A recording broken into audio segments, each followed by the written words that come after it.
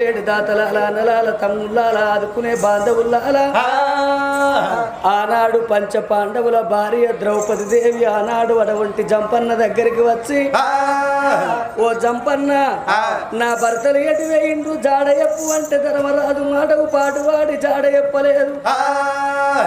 ఆనాడు ద్రౌపది దేవి ఏమాని శాపన పెట్టింది, ఒరే జంపన్న నేనెట్లా చెట్టు తిరుక్కుంటే ఏడుచుకుంటా పోతున్నాను, రానున్న లోకం లోపల ఓ జంపన్న అటువంటి నీయో మీరేమో అడవిలో ఏడవాల చెట్లల్ల గుట్టలల్లా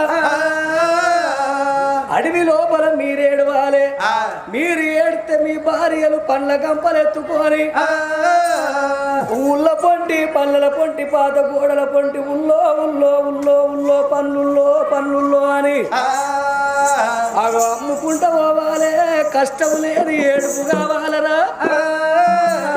నేను ఎట్లా ఏడుచుకుంటా పోతాను మీ భార్యలు కూడా గట్ల ఏడుచుకుంటా పోతానరా అని ఆనాడు ద్రౌపది శాపన పెట్టలేదా? ఆ ద్రౌపది దేవి శాపన పెట్టినట్టుగా అమ్మవారు చూడు పాయిరాల పాపమ్మ పండ్ల కంపనెత్తుకున్నది. అగో ఇప్పుడే నేను ఊళ్ళ పంటి పల్లెల పంటి పండ్లమ్ముకొని వస్తానా అని ఆ తెలుగు వాళ్ళందరూ అందరు కలిసి పండ్ల కంపలు నెత్తిన పెట్టుకొని ఎట్లా పోతున్నారు ఓ తల్లులారా.